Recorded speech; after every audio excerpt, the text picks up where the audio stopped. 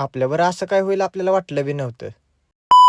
तर नमस्कार मंडळी, आपण सकाळ सकाळ आलतो चिरीला घेऊन वर्कआउटला आल्या आपल्याला भेटला ओमभाऊ पण ब्लॉगर आहे. नवीन नवीन स्टार्टिंग केलंय भाऊने.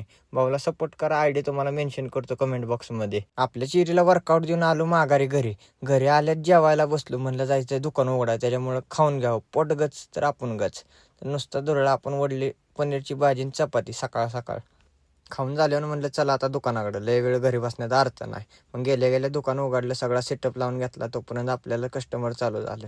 कस्टमर झालं की विशाल भाऊन अभिभाऊ चेष्टा चालू बघा. थोडी सांडली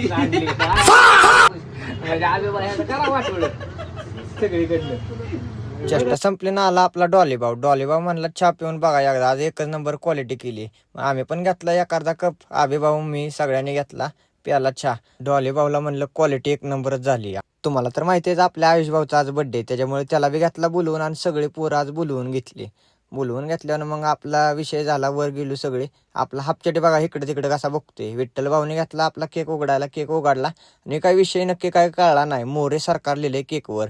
सगळे पोरं लागले हसायला. हसून झाल्यानं म्हणलं चला आता केक कापून घेऊ. मग घेतला केक कापायला.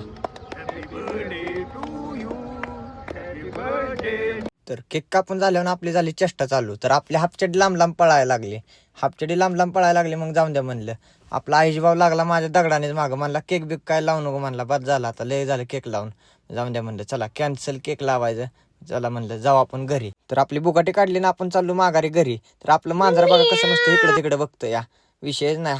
हापचडी शेवट. आपल्या हापचडीला पण सोडला घरी. मग रोहित भाऊला बी सोडला.